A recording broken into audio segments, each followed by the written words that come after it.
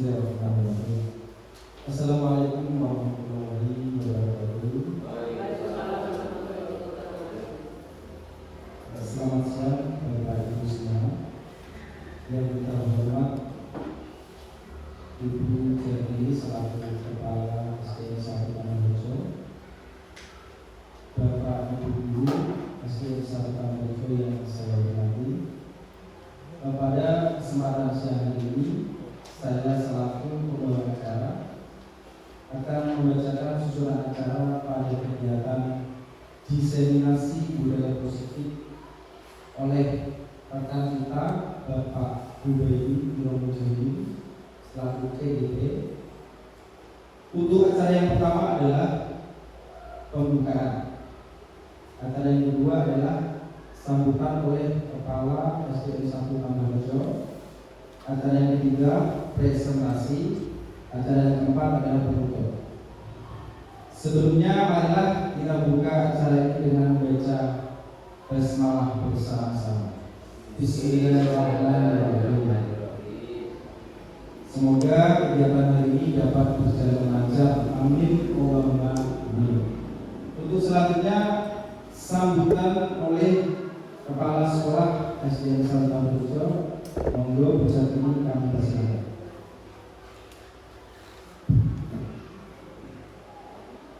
Assalamualaikum warahmatullahi wabarakatuh. Yang saya hormati Bapak Ibu Guru SDN 1 Tamanrejo, khususnya dalam hal ini adalah Guru Pemula Bapak Hubaydi Iromujadi. Marilah untuk yang pertama kita selalu mengucap syukur alhamdulillah karena sampai siang hari ini kita masih diberi kesehatan sehingga kita bisa melaksanakan salah satu kegiatan yang harus diikuti guru penggerak yang harus dilaksanakan oleh guru penggerak, yaitu diseminasi budaya positif. Bapak Ibu, jadi kita sebagai guru, sebagai pendidik, kita berusaha untuk menciptakan anak-anak selain dia pandai, mungkin kita harus menanamkan budaya disiplin. Biasanya yang kita lakukan untuk mendisiplinkan anak, kita menghukum atau memberi sanksi. Dalam hal ini kita diharapkan untuk membudayakan hal-hal yang positif terkait dengan hukuman dan sanksi ini. Jadi kita seolah-olah tidak mendidik anak untuk frontal menjadi disiplin, tapi kita berusaha untuk membudayakan kegiatan atau apa yang kita berikan kepada anak itu, sehingga anak itu, anak yang mungkin sering melanggar kedisiplinan ini akan berubah. Namun berubahnya tidak terpaksa atau dengan pemaksaan kita sebagai guru, tapi kita membuatnya menjadi sadar dari dalam dirinya untuk berbuat disiplin.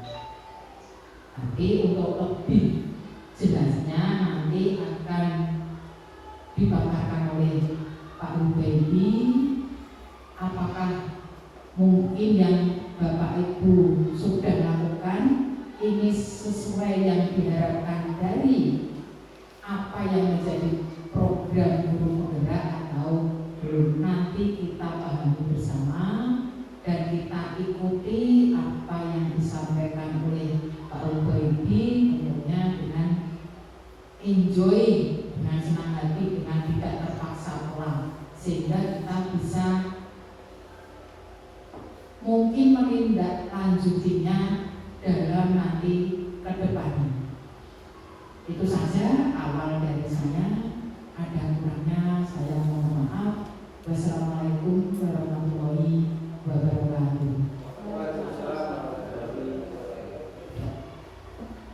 Terima kasih atas sambutan ujian ini, semoga bisa menjadi pencerahan bagi kita semua.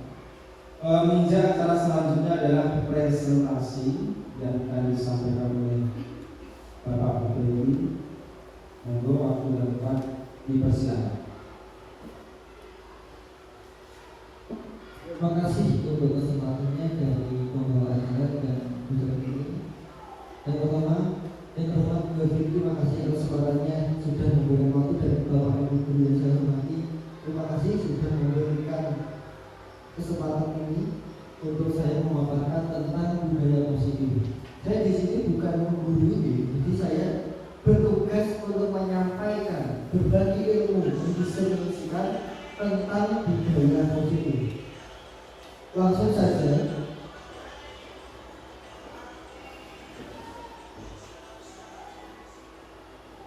Ada sebuah pertanyaan romantik, ini nanti setuju dan tidak setuju. Menurut Bapak Ibu, yang pertama, hukuman dapat mendisiplinkan anak, setuju atau tidak setuju? Saya mohon untuk menjawab setuju atau tidak setujunya. Yang ingin menyampaikan ada? Kembali? Setuju. Hukuman dapat mendisiplinkan anak. Menurut pendapat saya sebagai seorang guru setuju. Setuju. Kembali setuju ya? Bu Amor.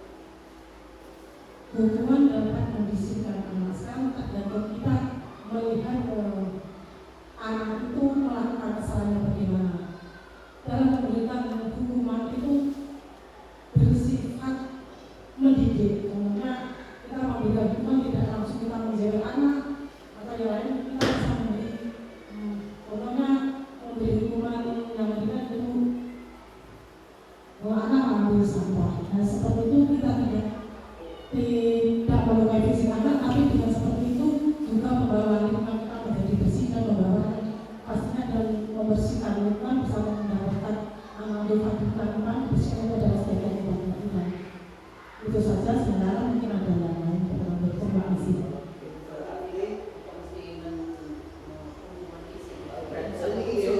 Itu termasuk menjawab pertanyaan yang kedua ya. Pemberian hukuman dengan hal positif dapat membaca atau membersihkan dalam masalah dapat meningkatkan semangat. Dari setuju ya. Maka kemarin dicatat dulu. Nanti kita bahas lagi. Yang ketiga, memberi penghargaan, reward, memberi pulpen, memberi permen atau yang lain dapat meningkatkan motivasi belajar anak. Setuju atau tidak? Setuju. Oke, jadi setuju semua ya? Oke. Pada dasarnya semuanya setuju. Nah, selanjutnya kita akan belajar tentang 6 hal ini. Yang pertama, disiplin positif dan nilai-nilai kebajikan universal. Yang kedua, teori motivasi, hukuman, penghargaan, dan yang terakhir adalah restitusi. Ini agak asing istilah ini. Saya juga baru mendapatkan ini kemarin, restitusi. Dan yang ketiga ada keyakinan kelas. Yang keempat, kebutuhan dasar manusia dan dunia berkualitas. Lalu dilanjutkan dengan restitusi. 5 posisi kontrol. Ini posisi seorang guru. Yang keenam terakhir itu restitusi tentang segitiga restitusi dalam pelaksanaannya. Untuk lebih tahu, saya silakan kita mulai belajar tentang disiplin positif dan nilai-nilai kebajikan universal. Mari bermain dahulu. Sebelum kita menginjak ke perkara selanjutnya, kita bermain dahulu. Aturan yang pertama tentang pasangan. Berarti harus berpasang-pasangan. Ya, sudah dua-dua ya? Bisa gitu. Oke, selanjutnya sweet. Harus ada satu yang menang, harus ada satu yang kalah.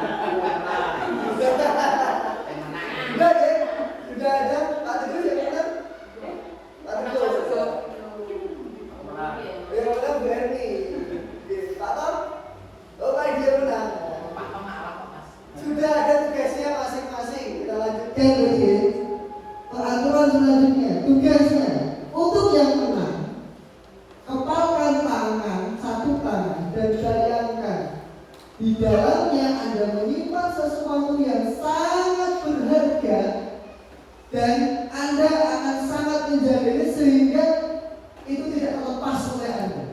Tugas yang menang. Selanjutnya untuk tugas yang kalah, cobalah dengan segala cara untuk membuka kepala tangan teman Anda. Boleh dengan membujuk, menghardik, mengintimidasi, memarahi, menggoda, termasuk menggelitik, bahkan menawarkan dengan uang agar teman bersedia membuka kepala tangan. Ya, saya beri waktu coba 1 menit, silakan dicoba dulu. Silakan.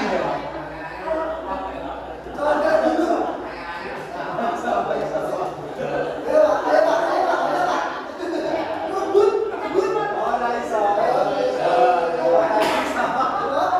Waktu selesai.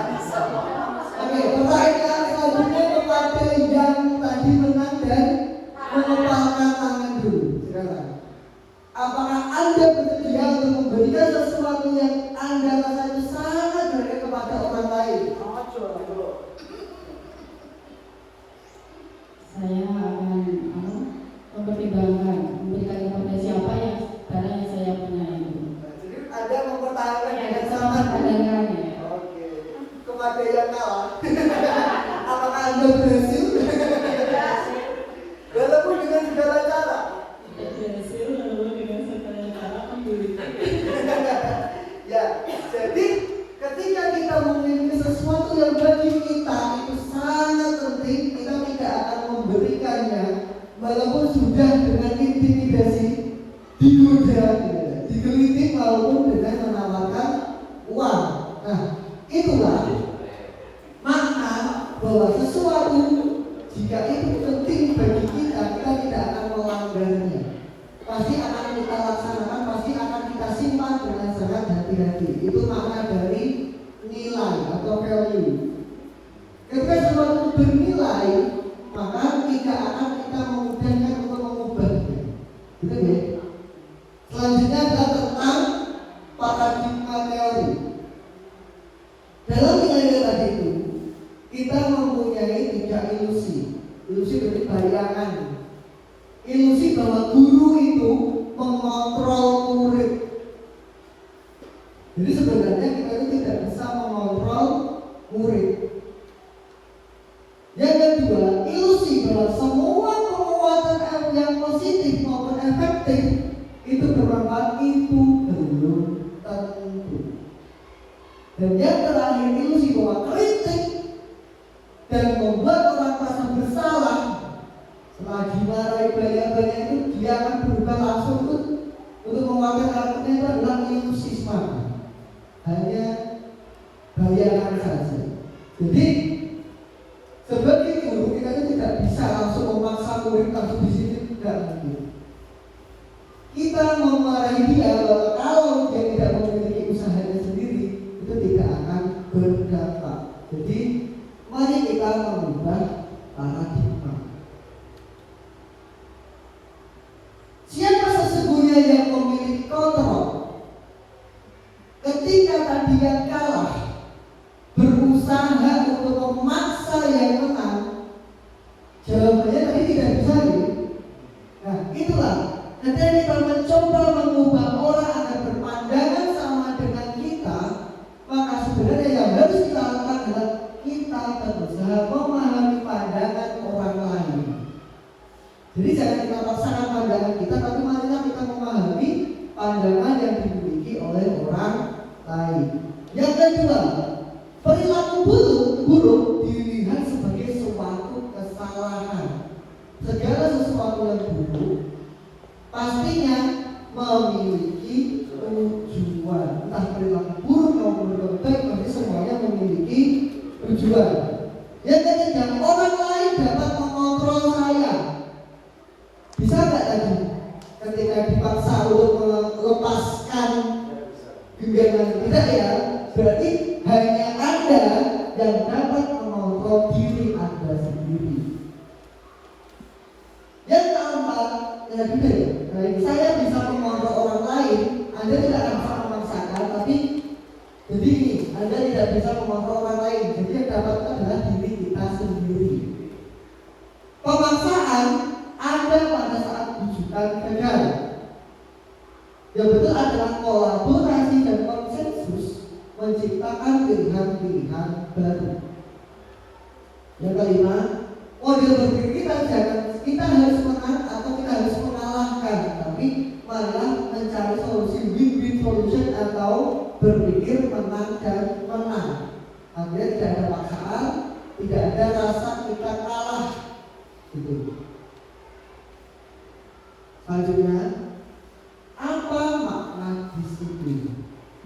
Makna disiplin itu berasal dari kata bahasa Latin yaitu kata disiplina, yang artinya belajar. Jadi disiplin itu sebenarnya adalah belajar.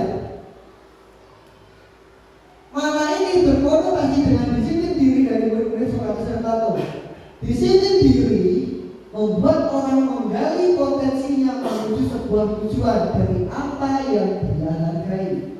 Namun dalam budaya kita, makna disiplin itu telah berubah dari sesuatu yang harusnya belajar menjadi sesuatu yang dilakukan seseorang pada orang lain untuk mendapatkan kepatuhan. Ini maknanya dipaksa tadi. Dipaksa, orang lain harus patuh terhadap saya. Itu makna sekarang. Padahal makna yang pertama adalah harusnya disiplin adalah belajar. Nah, kecenderungan umum adalah menghubungkan kata disiplin dengan ketidaknyamanan, bukan dengan apa yang kita hargai atau pencapaian suatu tujuan mulia. Jadi disiplin yang kita pahami itu sekarang sebenarnya adalah pemaksaan terhadap orang lain. Ada rasa ketidaknyamanan, kita paksa orang lain untuk patuh. Nah, dalam menghargai, dalam mencapai satu tujuan mulia, maka kita belajar tentang nilai-nilai kebajikan universal.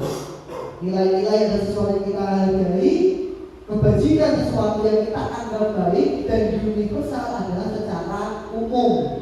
Jadi nilai-nilai kebajikan adalah sifat-sifat positif manusia yang merupakan tujuan mulia yang ingin dicapai seorang individu.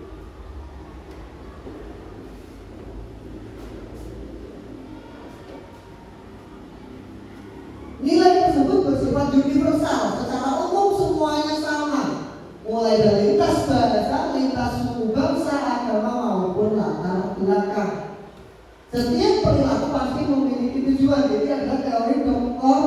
William James pada teori kontrol tahun 1984, bahwa perilaku baik maupun perilaku buruk semuanya ada tujuannya. Dengan memainkan nilai-nilai kebajikan yang diyakini seseorang, maka motivasi intrinsiknya dari dalam dirinya pasti akan terbangun. Sehingga ketika motivasi intrinsiknya terbangun, motivasi itu akan membantunya untuk mencapai tujuan yang diinginkan. Ini juga teori dari Diana Gosset tahun 98. Nah, nilai-nilai kebajikan kita yang ingin kita capai khususnya pada anak-anak Indonesia sekarang disebut dengan profil pelajar Pancasila. Ya, ada 6 dimensi. Nanti ada masing-masing elemennya lagi. Dan kita fokusnya adalah anak-anak itu beriman bertakwa kepada Tuhan Yang Maha Esa dan berakhlak mulia, karakter mandiri, bernalar kritis, berkebinekaan global, bergotong royong, dan kreatif. Ini adalah nilai-nilai kebajikan dalam profil pelajar Pancasila. Jadi ini yang harus kita pahami, bahwa nilai-nilai yang harus kita tanamkan kepada anak sekarang ada 6 karakter ini. Kita menuju teori yang selanjutnya adalah tentang motivasi, hukuman, dan penghargaan fungsi. Tadi kita sudah pahami bahwa setiap perilaku itu ada tujuannya, dan dalam membangun tujuannya itu dengan nilai universal itu harus kita bangunkan motivasi intrinsiknya. Kita pahami dulu teori motivasi perilaku manusia. 1. Untuk menghindari ketidaknyamanan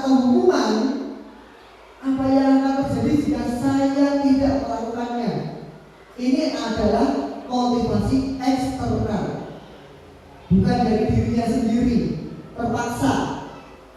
Yang kedua, untuk mendapatkan imbalan, hadiah. Ini juga termasuk motivasi eksternal dari luar. Nah, apa yang akan saya dapatkan bila saya melakukannya? Ya, memberikan hadiah reward itu termasuk motivasi eksternal. Nah, yang paling efektif itu adalah dia harus untuk menghargai dirinya sendiri. Saya akan menjadi orang yang seperti apa bila saya melakukannya. Ini adalah motivasi internal atau tujuan disiplin positif. Jadi maknanya semuanya itu lebih baik dari dirinya sendiri. Merdeka sesuai kurikulum kita yang sangat seperti kurikulum merdeka itu diambilkan dari filosofi Ki Hajar Dewantara. Merdeka menurut Ki Hajar Dewantara dimaknai sebagai tidak hanya terlepas dari perintah, jadi tanpa ada perintah, tetapi juga cakap buat memerintah dirinya sendiri. Ini adalah sebuah petikan dari Ki Hajar Dewantara, pemikiran konsepsi keteladanan sikap merdeka cetakan kelima 2013 halaman 469. Jadi merdeka itu ya anak mulai dari dirinya sendiri tanpa kita paksakan. Nah, dihukum oleh penghargaan. Ini menjawab tadi ya, bahwa penghargaan berlaku sama dengan hukuman, dalam arti meminta atau membujuk seseorang untuk melakukan sesuatu untuk memenuhi suatu tujuan tertentu dari orang yang membujuk, itu adalah hukuman. Itu adalah dorongan eksternal dan akan menimbulkan faktor ketergantungan. Nah, dampak lain dari pemberian penghargaan adalah satu, pengaruh jangka pendek. Pengaruh jangka pendek mungkin dia akan senang, awal-awalnya senang, tertarik untuk melakukan itu. Namun jangka panjangnya, ketika dia melakukan sesuatu, dia akan mengharapkan hadiah. Itu namanya motivasi eksternal tadi. Jadi bukan dari dirinya sendiri, dia mengharapkan dari orang lain. Yang kedua, penghargaan tidak efektif, kayak dia terus, sehingga gurunya ribet, boros juga, ya, anak tidak membangun karakternya. Yang ketiga, penghargaan merusak hubungan. Kok bisa ya?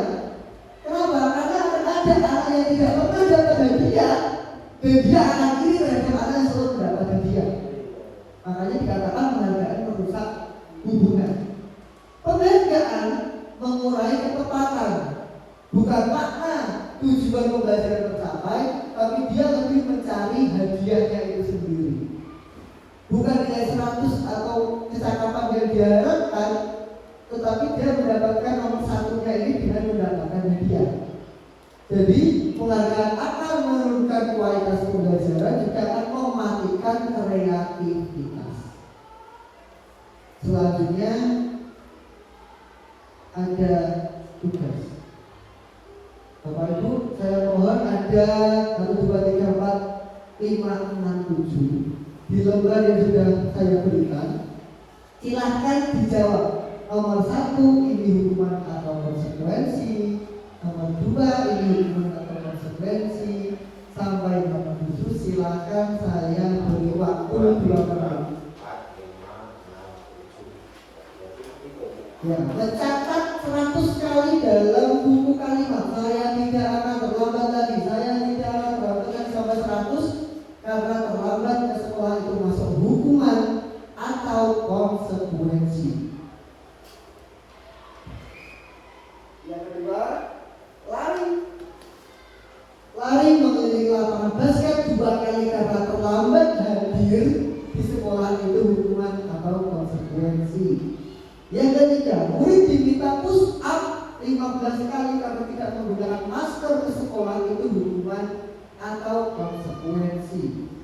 Yang keenam, menggantikan kertas tugas teman yang telah disaudara tidak sengaja dia sengaja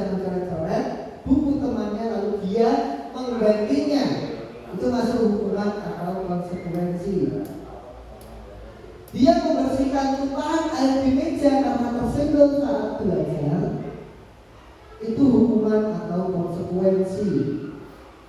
Yang ke-6, murid disuruh menggunakan sepatu, murid disuruh untuk tidak mengenakan sepatu seharian ke sekolah karena tidak menggunakan sepatu hitam.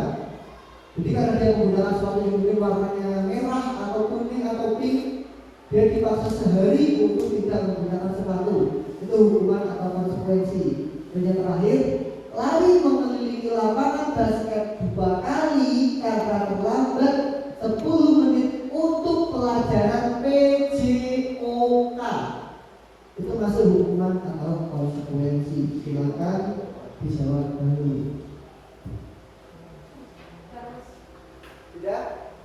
Ya, nanti kita bisa sama-sama. Nanti kita koreksi sama-sama. Ada 7 pertanyaan. Itu termasuk hukuman atau konsekuensi. Membersihkan tumpahan air. Ya, membersihkan tumpahan air di meja tulis karena tersenggol. Saat ditulis mungkin kesenggol sehingga tumpah lalu dibersihkan, itu termasuk hukuman atau konsekuensi.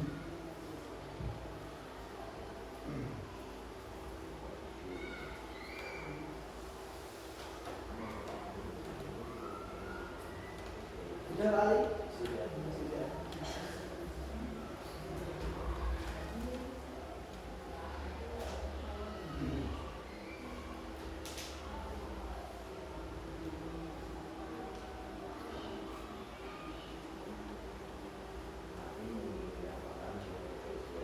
Lalu mengelilingi lapangan basket 2 kali karena terlambat 10 menit untuk pelajaran PJOK.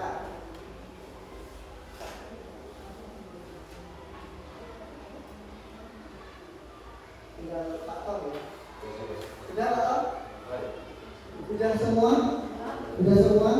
Mungkin ada yang ingin jawab dulu sebelum saya jelaskan sedikit. Coba dulu aja. Nanti kita samakan persepsi.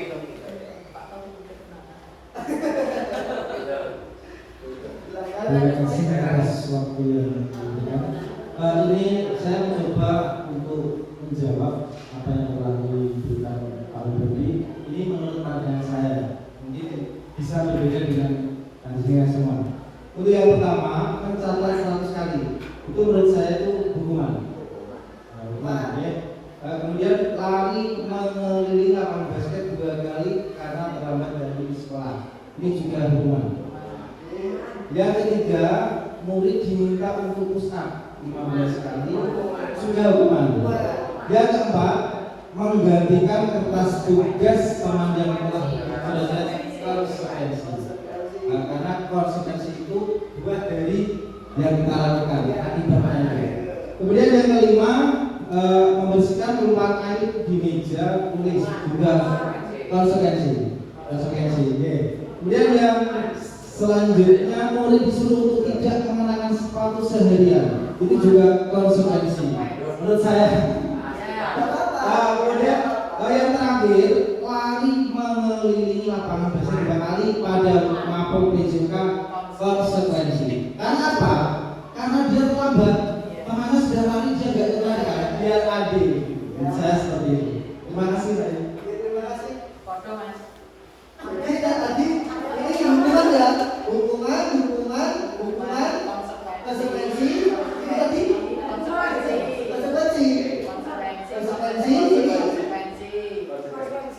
Oke, kita cek ya. Saya punya catatan Mas.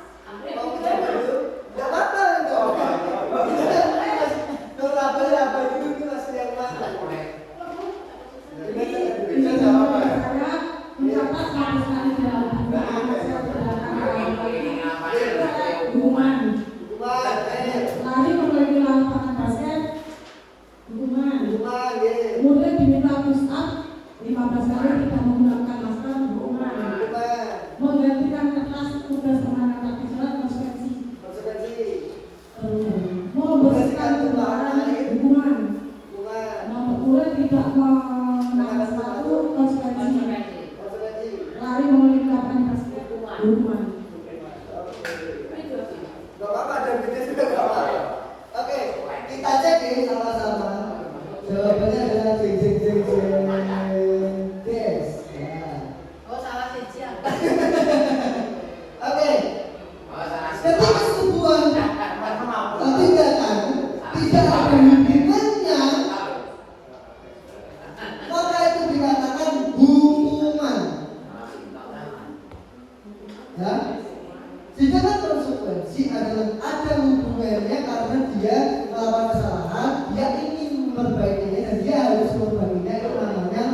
konsekuensi. Oke. Tadi kita hubungkan dengan teori motivasi dari tadi, dan bahwa setiap perilaku pasti ada tujuannya. Mencatat sekali kata terlambat sekolah. Ini kan tidak ada hubungannya. Disuruh nulis, sampai dia terlambat. Nah, yang harus dilakukan adalah kita tanya dulu, kenapa terlambat? Kan itu. Enggak ujuk-ujuk, kamu terlambat. Ayo, tulis saya terlambat, tidak akan terlambat, surat saya di buku. Nah, artinya itu termasuk hukuman. Yang kedua, lari meneliti lapangan basket 2 kali karena terlambat hadir di sekolah, itu juga hukuman. Murid diminta push up karena tidak menggunakan masker, kan ada hukumannya nih. Gak pakai masker dengan disuruh push up, ada hukumannya, itu juga termasuk hukuman. Berbeda dengan yang keempat, ketika dia menggantikan kertas dan kemudian ditoreh-toreh, dia kan berarti melakukan sesuatu yang salah, lalu dia memperbaikinya, maka itu disebut konsekuensi. Dampak akibat yang harus dia lakukan. Membersihkan tumpahan air, dia tidak sengaja menyinggung, dia bersihkan, maka itu juga konsekuensi. Yang keempat, yang kelima, 6 ya, murid disuruh untuk tidak mengenakan sepatu seharian di sekolah karena tidak mengenakan sepatu hitam, itu hukuman. Mungkin dia punya alasan sepatunya basah atau karena hujan atau bagaimana, nah itu juga termasuk hukuman. Tetapi nomor yang terakhirnya agak beda ya, sama-sama lari, tapi ini dikatakan konsekuensi karena ini ada hubungannya dengan pelajaran fisika. Ketika temannya sudah pemanasan dahulu lari, dia terlambat karena dia harus lari untuk pemanasan, maka itu disebut konsekuensi. Jadi dasarnya ini perbedaannya harus ada hukuman dan dampaknya atas yang dia lakukan sendiri. Dalam menghadapi ini, ketika ada suatu kasus, kita menggunakan sebuah istilah namanya restitusi. Nah, restitusi adalah proses menciptakan kondisi bagi murid untuk memperbaiki kesalahan mereka. Jadi mereka melakukan kesalahan, lalu dia harus memperbaiki kesalahannya sehingga mereka bisa kembali pada kelompok mereka dengan karakter yang lebih kuat. Jadi dia memperbaikinya. Kalau kita hukum, ya nggak ada dampaknya, karena itu motivasi eksternal. Tapi kalau dia kita bantu untuk menyadarkan kesalahan mereka, lalu mereka mencoba untuk memperbaikinya sendiri, maka mereka akan kembali dengan karakter yang lebih baik atau dengan karakter yang lebih kuat. Nah, restitusi juga merupakan proses kolaboratif bekerja sama yang mengajarkan murid untuk mencari solusi. Jadi prosesnya itu murid itu yang mencari solusi untuk masalah mereka dan membantu murid berpikir tentang orang seperti apa yang mereka ingin menjadi atau mereka ingin jadi apa, tujuannya sendiri, dan bagaimana mereka harus memperlakukan orang lain. Itu namanya restitusi. Ciri-cirinya bukan untuk menebus kesalahan, tapi belajar dari kesalahan. Yang kedua, memperbaiki hubungan. Jika ada masalah, diperbaiki hubungannya. Yang ketiga, bersifat tawaran, bukan paksaan. Restitusi menuntut untuk melihat ke dalam dirinya sendiri untuk meningkatkan motivasi internalnya, intrinsiknya. Restitusi mencari kebutuhan dasar yang mendasari tindakan. Karena sebuah perilaku tadi ada tujuannya, pasti dia ingin memenuhi kebutuhannya. Restitusi diri adalah cara yang paling baik kita memperbaiki diri kita sendiri. Restitusi fokus pada karakternya, nilainya, bukan tindakannya. Restitusi fokus pada solusi, bukan masalah. Restitusi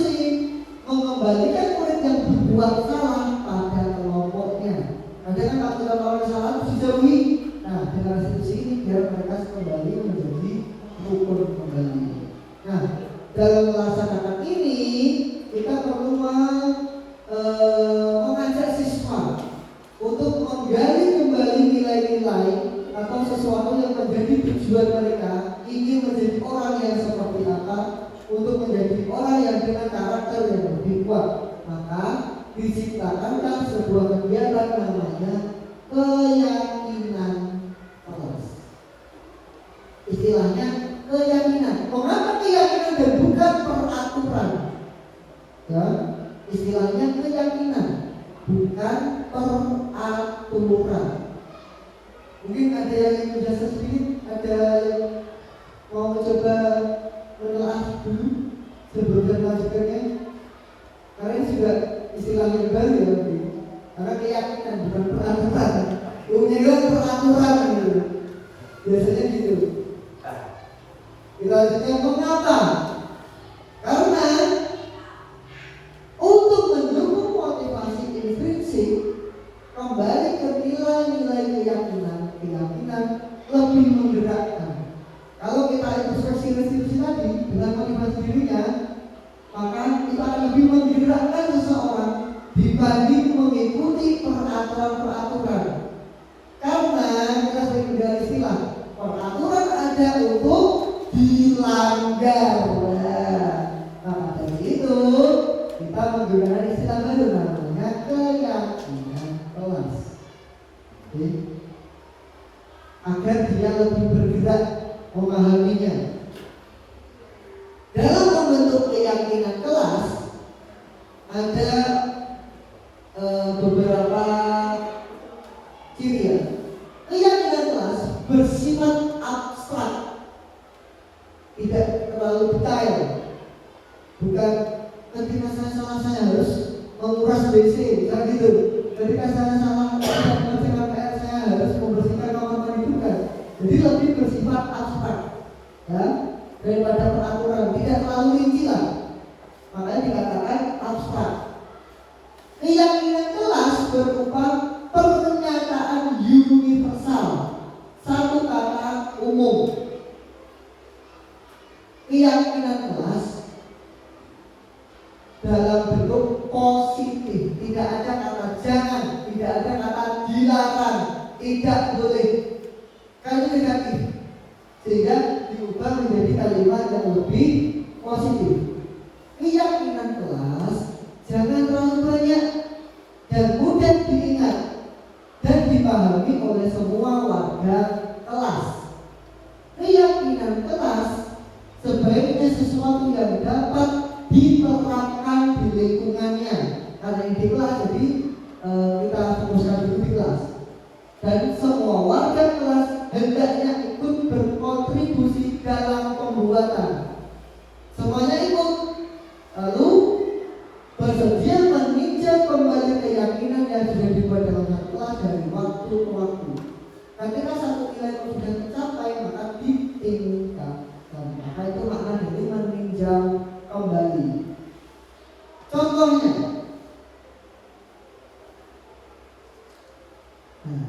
mari kita mengerjakan kembali. Mengerjakan kembali ada sebuah peraturan. Jadi peraturan rinci ya.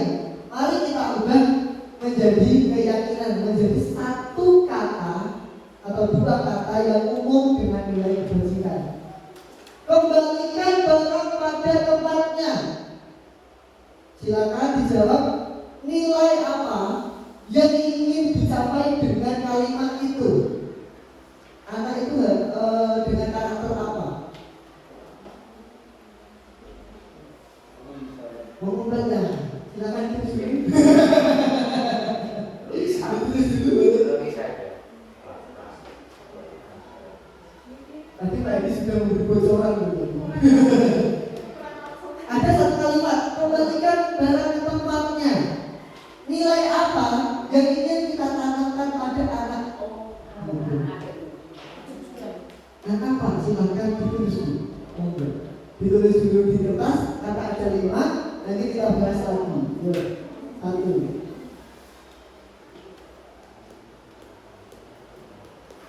Contohnya begini. Gunakan helm tak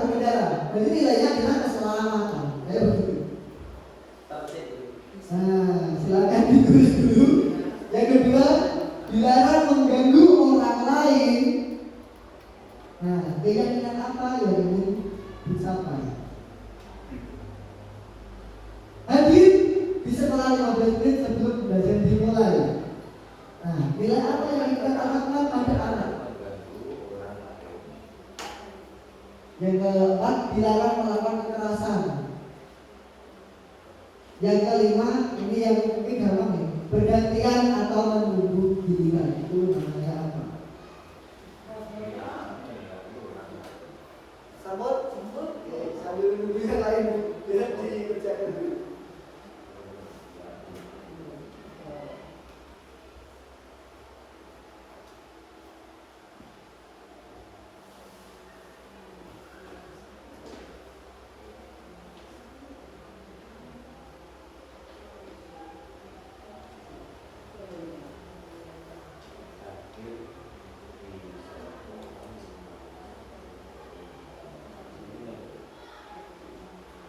Nilai berapa?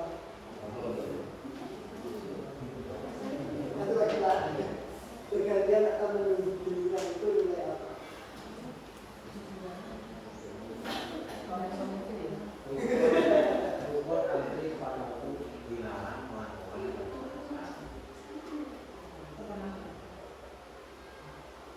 Jika ada yang salah, boleh kita belajar bersama.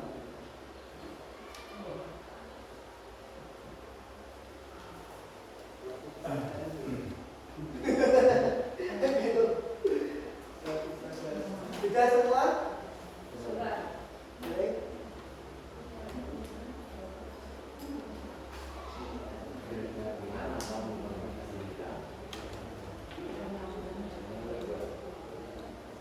Kita buka peraturan seperti yang ini.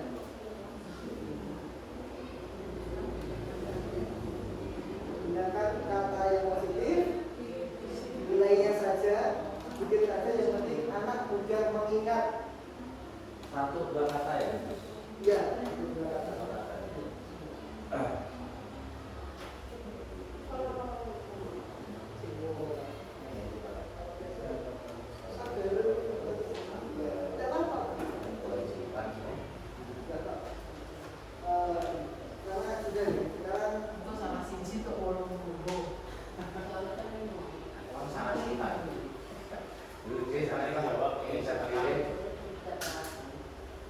Memberikan barang ke namanya, dilarang mengganggu orang lain, dilarang mengganggu orang lain.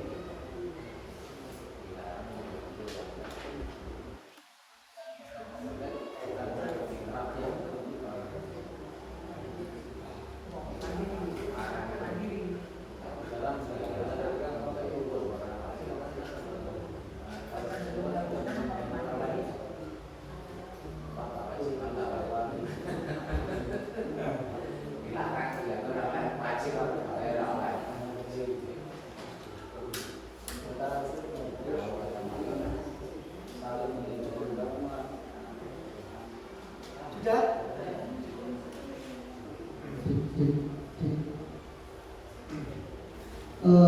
Mohon Pak Edi untuk menyampaikan 5 nilai keyakinannya. Monggo silakan. Terima kasih atas waktunya. Ini menurut pendapat saya. Untuk yang pertama, dari peraturan kembalikan barang ke tempatnya, untuk keyakinan dari kelas itu biasanya melatih tanggung jawab anak. Yang pertama tanggung jawab. Tanggung jawab. Yang kedua, dilarang mengganggu orang lain. Itu harapannya guru itu anak bisa menghargai dan supaya rukun. Yang ketiga, hadir di sekolah 15 menit sebelum pembelajaran dimulai itu melatih ketepatan waktu atau disiplin. Tapi mau tak terus disiplin karena di awal artinya disiplin belajar menghargai waktu. Seperti itu. Yang keempat, dilarang melakukan kekerasan. Itu harapannya anak menaati atau menghargai orang lain. Dan yang terakhir, bergantian atau menunggu giliran itu juga melatih kesabaran untuk menghargai orang lain juga. Itu dengan jawaban saya. Terima kasih untuk paparannya dari Pak Edi. Mari kita cek jawabannya. Ya. Tidak mudah. Oke, jawabannya yang pertama sudah pas ya, Anggun jawab. Jadi dalam tanggung jawab. Yang kedua, dilarang mengganggu orang lain karena dilarang kita hapuskan. Yang negatif, kita ubah menjadi positif, yaitu saling menghormati. Yang ketiga, hadir di sekolah 15 menit sebelum belajar dimulai, ya. Disiplin belajar tadi. Makanya berkomitmen.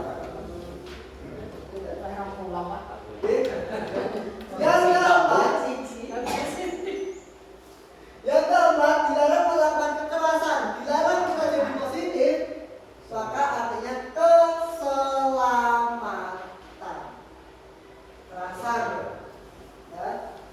Yang terakhir, sabar, bergantian, menunggu giliran, itu melatih kesabaran.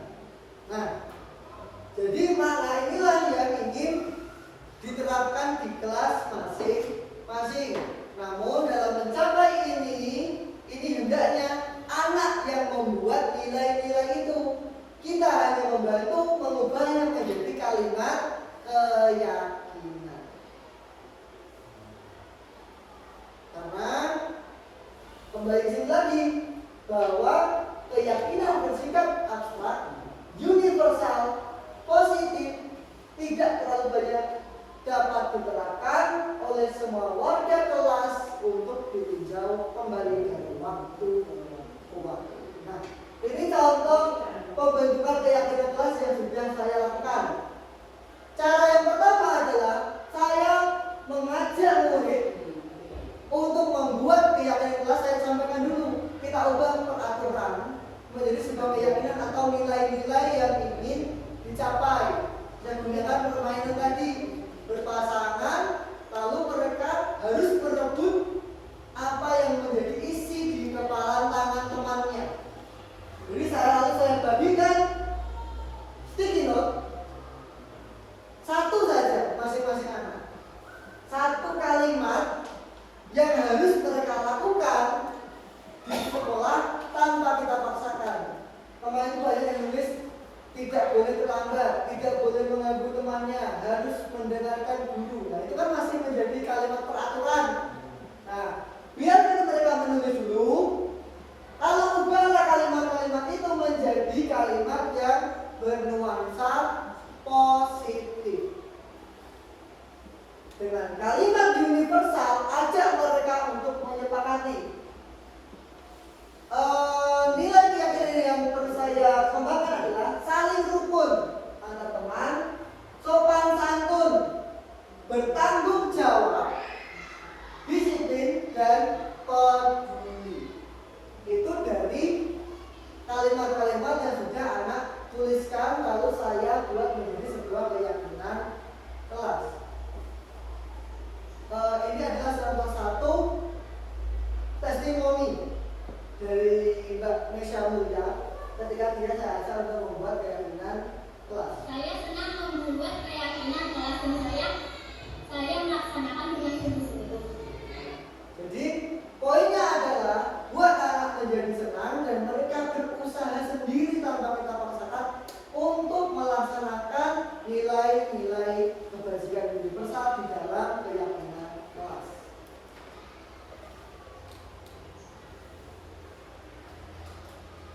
Nah, ketika keyakinan kelas sudah dicapai, maka lingkungan akan menjadi positif.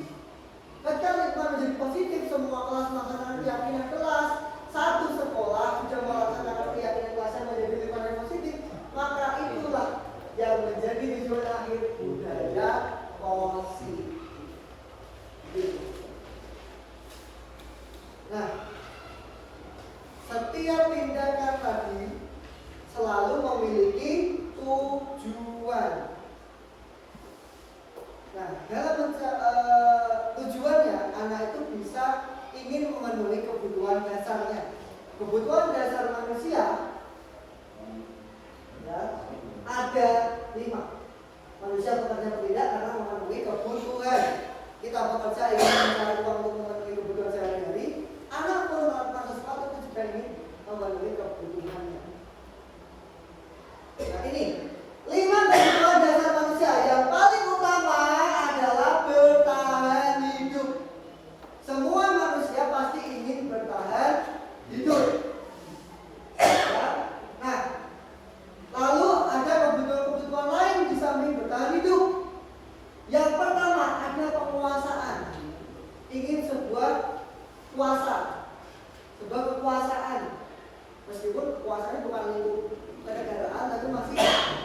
dari kecil, dirinya sendiri, lingkungannya sendiri.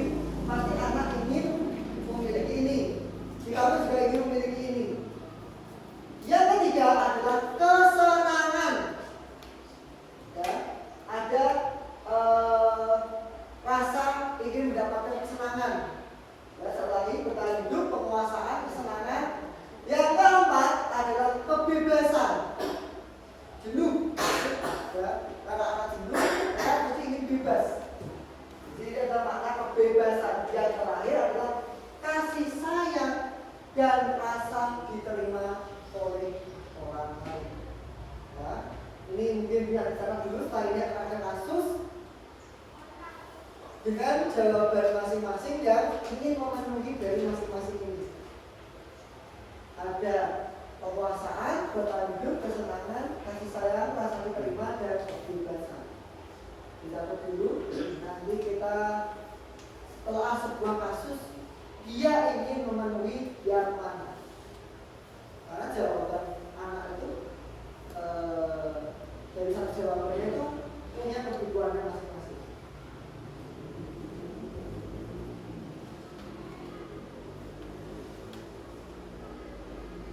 Oke, sudah bisa dilanjutkan.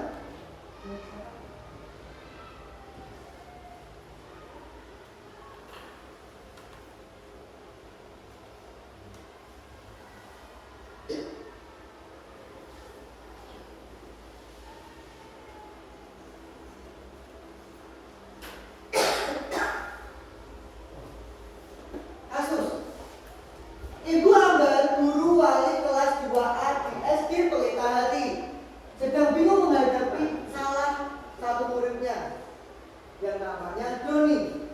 Beberapa anak di kelas 2A telah datang padanya dan mengeluhkan Doni yang seringkali meminta bekal makan siang mereka dengan paksa. Jadi Doni ini memaksa temannya untuk memberikan bekalnya. Jika Anda menjadi Ibu Ambar, ketika Anda menghadapi situasi ini, apa yang akan Anda lakukan? Dan menurut Anda, kira-kira apa alasan Doni melakukan hal itu? Ada 5 jawaban dari Doni.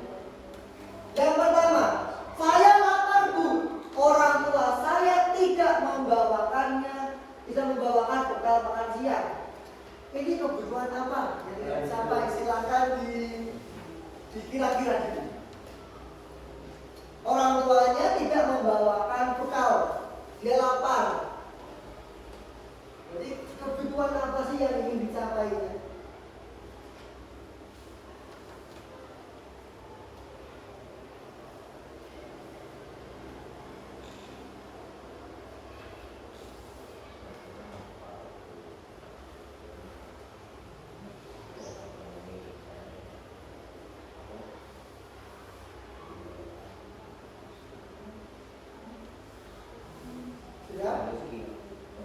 Yang kedua, saya merasa senang teman saya jadi memperhatikan saya. Saya katakan di situ. Saya merasa senang teman saya jadi memperhatikan saya. Dia itu ingin apa? Dia ingin dipenuhi atas kebutuhan yang mana? Yang ketiga, saya merasa hebat karena teman saya jadi takut dengan saya dan menuruti keinginan saya. Jadi kebutuhan apa yang belum terpenuhi? Dia jadi merasa hebat.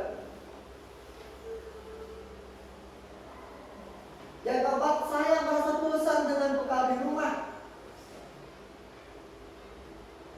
Saya bosan. Yang kelima, saya melakukannya karena iseng. Saya menikmati wajah ekspresi teman-teman saya yang kesal karena diambil makanannya dan menurut dia ekspresi teman-temannya itu lucu. Jadi ada 5 jawaban dengan kebutuhan yang berbeda-beda. Jadi satu anak itu bisa mempunyai 5 kebutuhan. Ketika jawabannya ini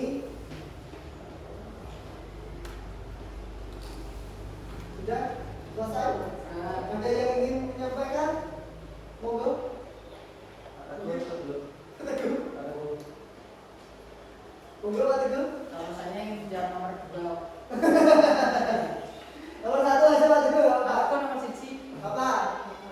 Nomor 1 menurut saya itu kebutuhan untuk bertahan hidup. Bertahan hidup. Oke. Nomor 2, yang lain mungkin. Kasih sayang. 2, kasih sayang. 3, iya.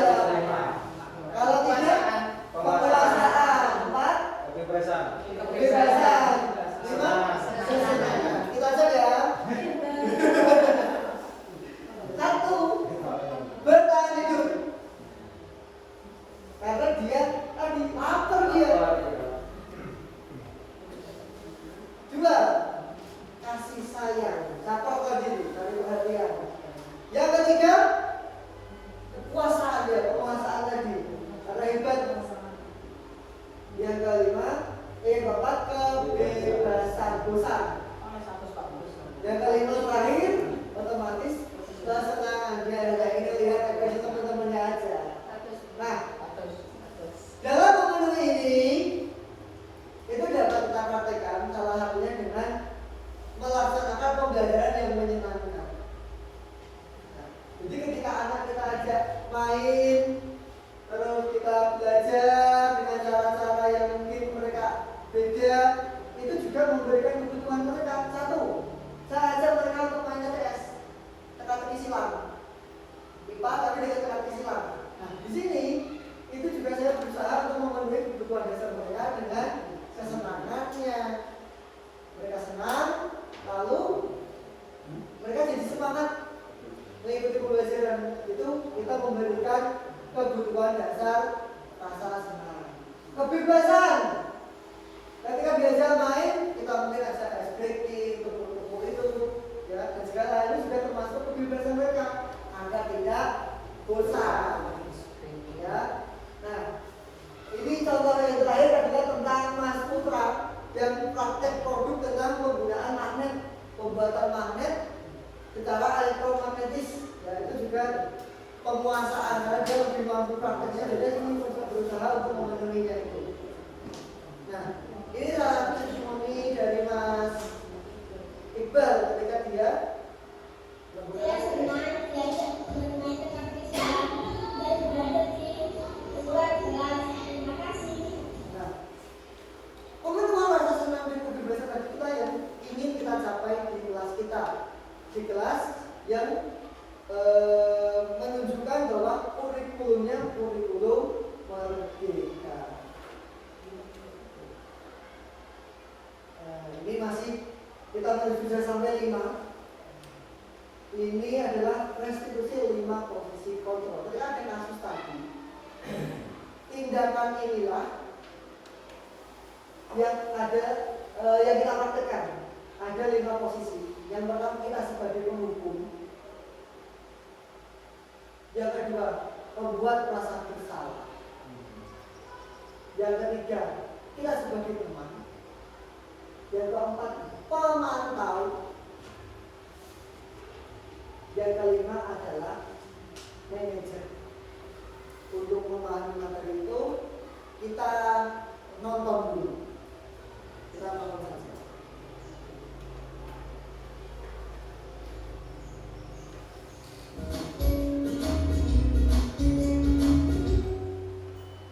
Salam bahagia Ibu dan Bapak Guru hebat.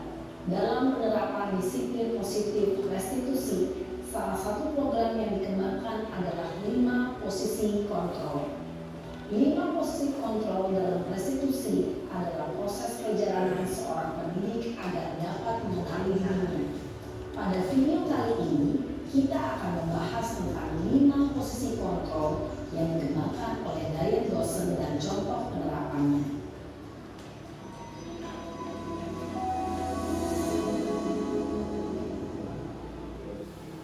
5 posisi kontrol itu adalah 1. Posisi penghukum, 2. Posisi pembuat merasa bersalah, 3. Posisi teman, 4. Posisi pemantau atau monitor, dan 5. Posisi manajer. Untuk lebih memahami kelima posisi tersebut, mari kita saksikan kasus Naren yang terlambat hadir 20 menit di sekolah dan melihat bagaimana kelima posisi kontrol dalam menghadapi masalah tersebut.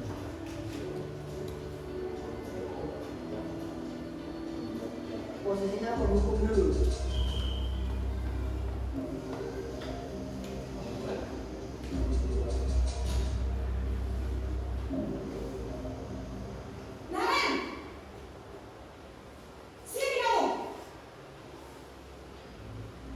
Selamat pagi, Bu. Selalu terlambat. Kamu deh, pasti terlambat. Maaf, Bu. Saya Apa? Apa coba? Alasan kamu apa lagi? Kapan sih kamu tidak terlambat?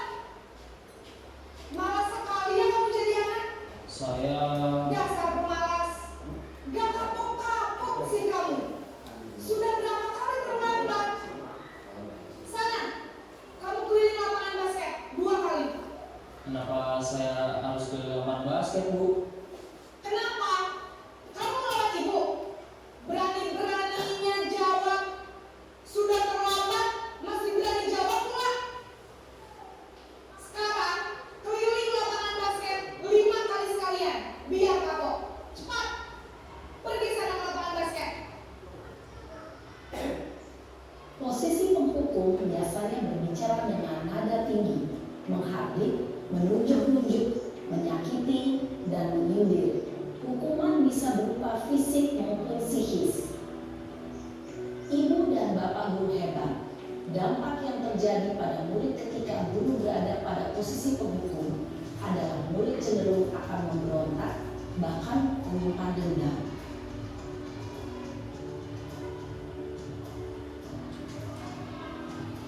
Kapan berarti, Pak? Kapan berarti?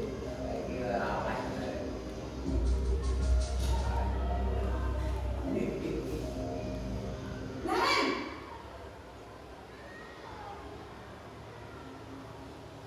Selamat pagi, Bu. Naren! Kamu kenapa terlambat lagi, nak? Ya Tuhan, Naren. Kamu senang ya bikin ibu susah ya? Kalau kamu terlambat lagi, nanti ibu yang ditegur bapak kepala sekolah, nak. Disangka ibu tidak bisa membina kamu. Duh, gimana ini? Maaf, Bu. Duh, Gusti Naren. Kamu suka ya kalau ibu tegur bapak kepala sekolah? Terus, sekarang ibu harus tulis apa yang di buku absen? Ini kamu sudah sering terlambat loh. Ibu harus apa coba? Maaf, Bu. Maaf sekali. Ya sudah, lain kali jangan bikin ibu susah lagi ya. Ibu tidak akan kuat lagi kalau kamu begini terus. Bisa jangan kalau ibu tegur bapak kepala sekolah. Sana cepat ke kelas. Maaf ya, Bu. Maaf sekali. Posisi membuat rasa bersalah berbicara dengan nada tenang, cenderung lembut, namun kata-kata yang diutarakan membuat murid merasa menjadi orang yang gagal, memandang buruk dirinya sendiri, merasa tidak berharga, dan tidak sanggup membahagiakan orang lain. Ketika guru mengambil posisi pembuat rasa bersalah, murid akan menganggap dirinya yang bersalah dan ia akan menyimpan emosi negatif tersebut di dalam dirinya.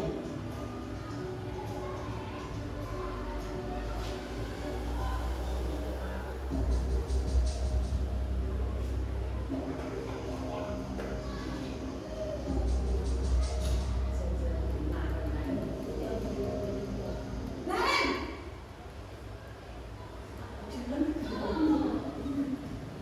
Selamat pagi, Bu. Wah, sudah jam berapa ini, nak? Terlambat lagi ya, sayang? Iya, Bu. Habis ibu saya lupa bangunkan saya, Bu. Kamu malah menyalahkan ibu kamu. Kamu bukannya anak yang larinya paling kencang. Kok terlambat sih? Iya, Bu. Saya memang terlambat bangun tadi. Jadi biarpun saya lari kencang, tetap gak kesenjar, Bu. Ya sudah sana. Nanti lain kali larinya lebih kencang lagi ya, biar gak terlambat lagi. Bikin seneng ibu, demi ibu. Bisa kan? Bisa lah, Bu. Ya sudah, sana masuk kelas. Ibu beresin urusan absen kamu. Kamu ini ada-ada saja. Dalam posisi teman, guru berbicara dengan nada suara ramah, akrab, cenderung bersenda gurau untuk menjaga suasana tetap santai. Murid akan merasa senang, aman, dan akrab dengan guru. Identitas yang tercipta adalah identitas sukses atau berhasil. Namun, perlu diingat, karena ini masih dorongan eksternal, maka ada faktor ketergantungan dari murid kepada orang tertentu. Di sini guru absennya, sehingga di lain waktu murid bisa berperilaku baik, namun hanya kepada orang-orang tertentu saja.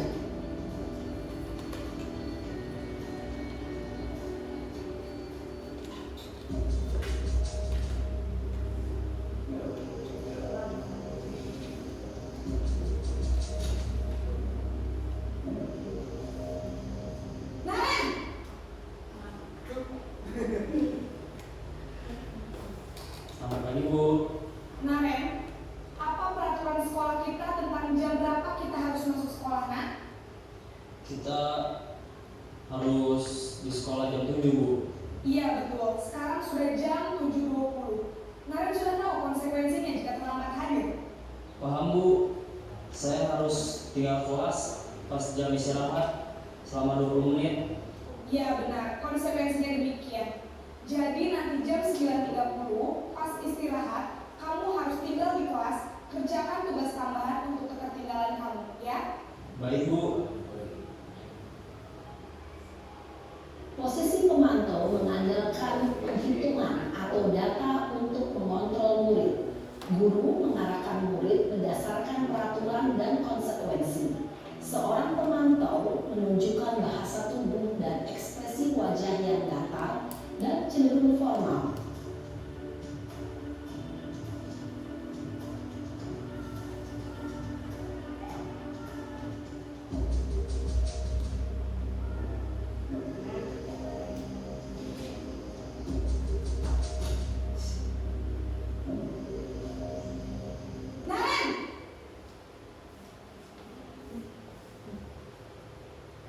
Selamat pagi, Bu. Selamat pagi, Naren. Maaf, Bu. Saya terlambat. Iya, sekolah masuknya jam 7, sekarang sudah jam 7.20. Jadi sekarang bagaimana ini, Naren? Maaf, Bu. Saya lupa setel alarm saya semalam.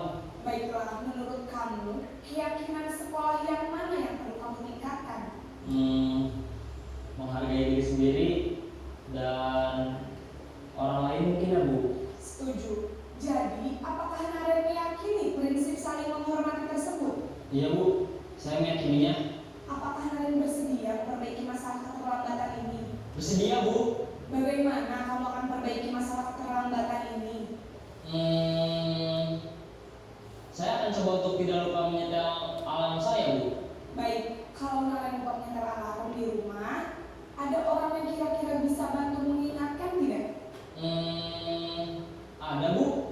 Kakak saya, Kak Emma. Ada lagi selain Kak Emma? Selain Kak Emma, ada ibu saya. Baik, jadi yang mengingatkan Naren adalah Kak Emma dan ibu kamu, ya? Kira-kira akan mulai setel alarm kapan nih, Naren? Setelah pulang sekolah, akan segera saya lakukan. Baik, jadi Naren akan setel alarm untuk bangun besok pagi dan akan diingatkan oleh kakak dan ibunda Naren, ya? Ada lagi yang mungkin perlu dilakukan, Naren? Agar tidak terlambat bangun lagi. Tidak ada, Bu. Baik, Naren. Terima kasih untuk kerjasama kamu. Sekarang kamu perlu kembali ke kelas untuk belajar. Baik, Bu. Terima kasih. Posisi manajer adalah posisi kontrol yang disarankan untuk membimbing murid memiliki sikap disiplin yang positif, yaitu murid yang mandiri, bertanggung jawab, dan dapat memecahkan masalah. Tujuan dari posisi ini adalah agar murid dapat berefleksi atas tindakannya. Guru akan dengan tulus memberikan pertanyaan-pertanyaan bermakna, sehingga membuat murid dapat belajar dari kesalahannya dan mencari sebuah sebuah solusi untuk menyelesaikannya. Ibu dan bapak guru hebat, setelah mengamati adegan kelima posisi kontrol tadi, kira-kira posisi mana yang paling ideal? Posisi mana yang dapat menunjang motivasi intrinsik murid? Ya, tentu posisi manajer. Posisi ini memang posisi ideal yang ingin dituju setiap pendidik. Pada posisi inilah, guru dapat mendapatkan disiplin positif yang berpihak pada murid, yang memerdekakan murid. Perjalanan seorang pendidik tentunya tidak mudah untuk sampai pada posisi seorang manajer. Namun, tujuan kita pasti, yaitu menciptakan murid-murid yang mandiri, merdeka, dan bertanggung jawab. Semoga penggambaran 5 posisi kontrol yang telah diperlihatkan ini dapat menjadi ajang refleksi bagi kita semua, agar dapat terus mengasah dan menerapkan disiplin positif yang memerdekakan murid. Mari terus berlatih dan bersemangat. Selamat menerapkan. Salam dan bahagia Ibu dan Bapak Guru hebat. Jadi ada 5 posisi kontrol. Nah, kita langsung jawab aja langsung. Saya kecewa sekali dengan kamu. Jadi posisinya apa?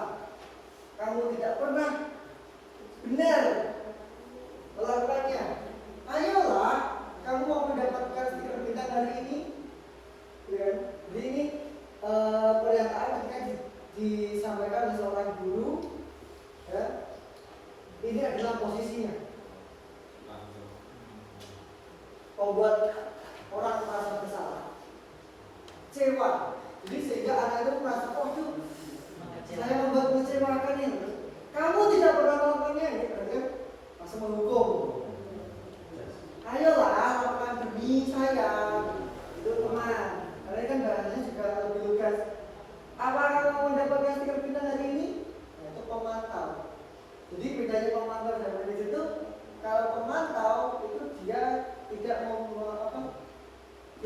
meminta anak mencari solusi, tapi dia hanya langsung memberikan solusinya. Tapi kalau manajer dia lebih meminta anak untuk menggali solusinya. Bagaimana kamu bisa mencari masalah ini?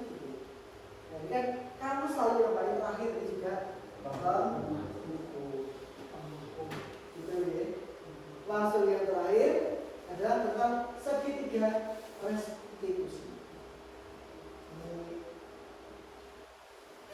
Restitusi, ketika seorang anak membuat masalah, kita panggil, ada 3 urutan. Yang pertama, menstabilkan identitas. Kita buat dia tenang dulu. Ya, dengan apa? Setiap orang itu pasti pernah melakukan itu kok. Ya, dia melakukan kesalahannya itu menumpahkan foto. Saya juga pernah kok, nggak apa-apa. Jadi dia dibuat tenang dulu. Kamu bukan satu-satunya yang pernah melakukan ini. Itu adalah menstabilkan identitas. Yang kedua, baru kita tingkatkan menjadi menanyakan keyakinan.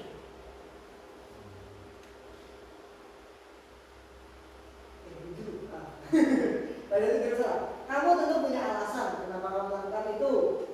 Atau adakah cara yang lebih efektif untuk mendapatkan apa yang kamu butuhkan? Nah, lalu menanyakan keyakinannya, keyakinan apa yang telah disepakati di kelas. Lalu dia diajak untuk memperbaikinya. Jadi ada masalah kita dulu, bisa digawe tenasik, karena ditekankan dulu. Kita tekankan mana yang salah. Lalu baru kita hubungan dengan keyakinan kelas yang sudah kita buat. Bahasa dalam menstabilkan identitas itu bisa seperti ini. Ini untuk membuat anak agar yang merasa gagal itu menjadi dia positif, biasa aja. Karena setiap orang masih melakukan kesalahan yang sama. Berbuat salah itu sudah manusiawi kok. Kalau kamu menyalahkan dirimu sendiri terus, apakah kamu bersikap baik pada dirimu? Kita hargai dirinya sendiri. Itu menstabilkan identitas. Validasi tindakan salah, validasi kebutuhan. Kamu bisa melakukan yang lebih buruk, tapi kamu nggak melakukannya kan? Kalau dia marah, dia hanya memaki, dia tidak sampai memukul. Itu bisa dengan kata ini. Kamu bisa memukulnya, tapi untungnya kamu nggak melakukannya. Nah, itu sampai itu. Kamu pasti punya alasan. apa yang penting bagi kamu, dan sampai apakah kamu bisa melakukan dengan lebih baik di besoknya. Itu untuk validasi waktu tua. Dan yang terakhir adalah menanyakan keyakinan. Apa nilai-nilai yang kita punya di kelas, apa yang kita punya di sekolah. Kalau kayak begitu tuh baik nggak? Kenapa kok tidak baik? Nah, itu urusannya sampai di sini. Ketika sudah dia mengetahui nilai keyakinannya, baru kita hubungkan dengan intervensi 30 detik menggali cara dia untuk memperbaiki kesalahan yang dia buat. Nah, untuk yang terakhir kita nonton lagi. Ini video yang saya buat dengan artisnya adalah Mas Putra.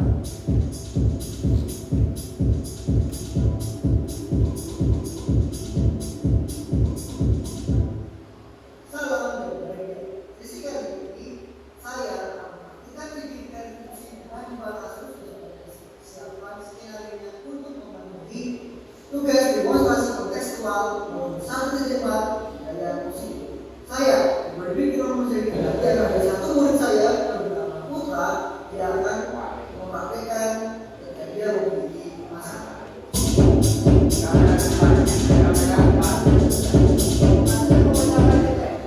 Putra sedang bermain di kelas dan dia melihat buah mangga yang sudah mulai masak. Dia tertarik untuk mengambilnya. Namun kalau dia tidak mendapatkan jalan, dia melempar buah itu dengan batu. Alih-alih mendapatkan buah mangga, dia malah sendiri.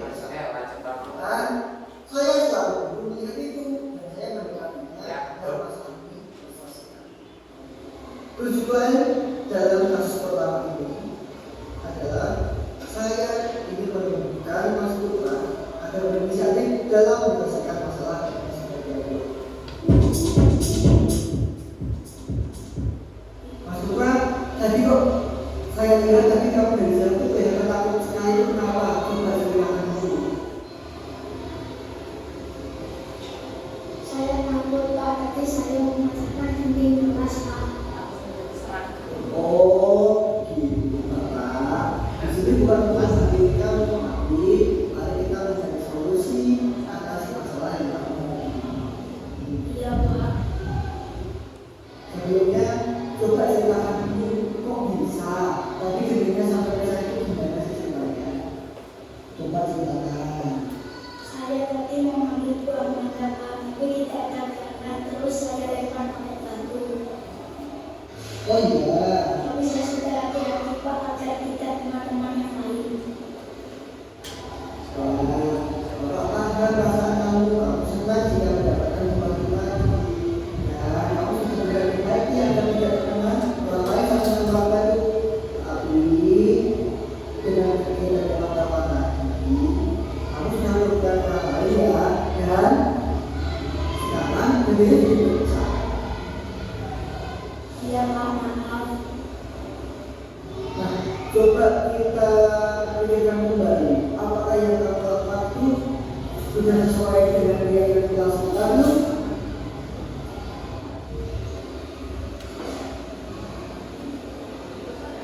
Dia yang kita apa sih yang tidak lakukan? Tidak menjalankan ketertiban. Kira-kira apa yang akan kamu lakukan untuk memperbaiki masalah ini? Mengganti ganti yang pecah. Saya bingung Pak.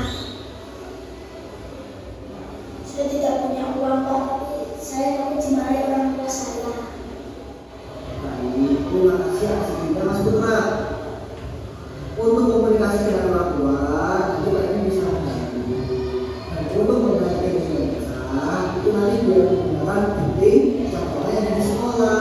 Nanti kamu menyampaikan kepada Mas Wawan ya, apakah ini membantu kamu? Iya Pak, terima kasih. Maaf ya Pak. Ya, lain kali hati-hati lagi ya.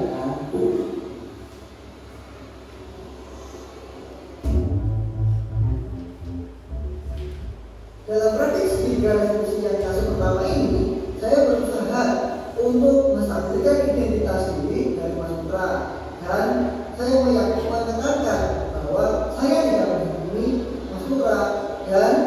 saya berusaha untuk menumbuhkan inisiatifnya sendiri dalam memperbaiki masalah yang ada.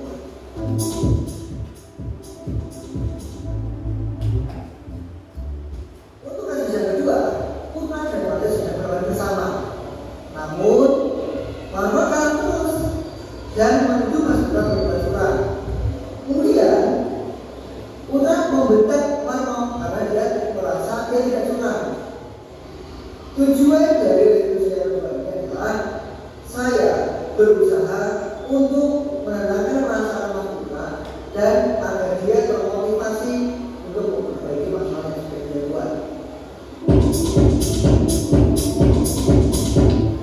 Mas Putra, hari ini pagi gimana dulu kamu teriak-teriak itu kenapa? Saya kesal Pak, sekarang sudah dimarahin curang. Oh begitu. Kamu tidak salah. Wajar jika kita dikatakan curang, kita pasti marah. Pak Edi sudah begitu. Jika saya dikatakan curang, dan juga akan marah seperti yang kamu lakukan. Terus saya marah, terus saya bentak dia.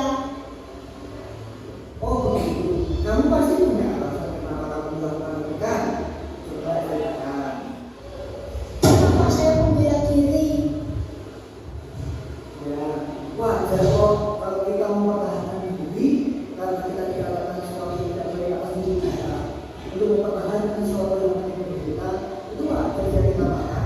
Ya Pak. Nah, sekarang yuk kita lihat lagi apa yang darah kamu saat membentak tadi. Itu sebenarnya sesuatu yang masih atau belum? Tidak Pak, saya tidak menghargai perasaan orang lain. Menurut kamu menghargai perasaan orang lain itu penting tidak? Pentinglah Pak. Ya, menghargai perasaan orang lain itu penting. Tapi ada nilai-nilai yang lain yang harus kita lakukan saat kita merayakan. Ya, saya akan coba lebih sabar Pak. Kira-kira apa yang akan kamu lakukan untuk memperbaiki masalah ini? Tidak mau sama Marwa Pak. Terus berjanji apa? Tidak mengulangi lagi. Ya, sama-sama ya. Nah, sudah cukup kita mempunyai hari ini. Ya Pak, terima kasih. Sudah cukup ya. Dalam praktisi juga resolusi yang kedua, saya harus menunjukkan Mas Putra untuk melihat kembali, mengingat kembali bahwa keyakinan yang sudah kita buat itu perlu direfleksikan atas dirinya dan itu perlu untuk dilaksanakan.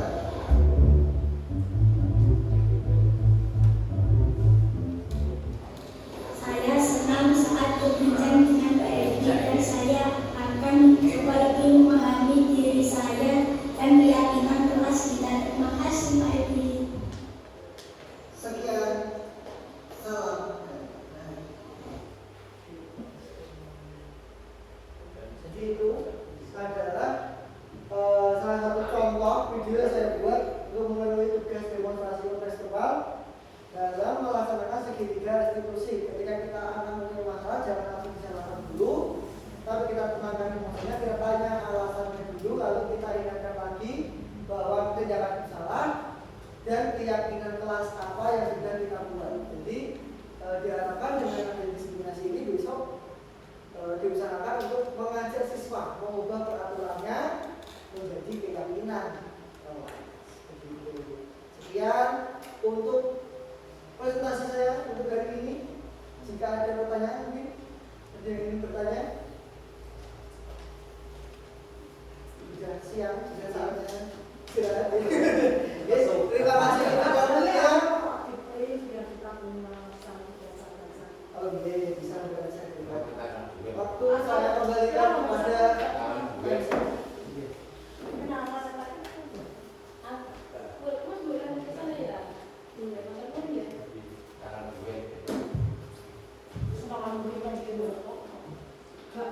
Alhamdulillah untuk kegiatan presentasi dari Pak Bozubi begitu luar biasa. Mari tepuk tangan buat Pak Budi.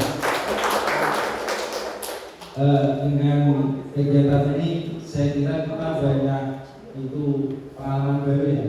Istilah apa tadi Pak? Resilius itu saya baru tahu istilah itu. Oke, untuk acara selanjutnya adalah penutup. Marilah acara pada siang hari ini kita tutup dengan membaca hamdalah bersama-sama. Alhamdulillah. Saya selaku pembawa acara mohon maaf jika dalam bertutur kata banyak kesalahan. Sekian dari saya. Wassalamualaikum warahmatullahi wabarakatuh.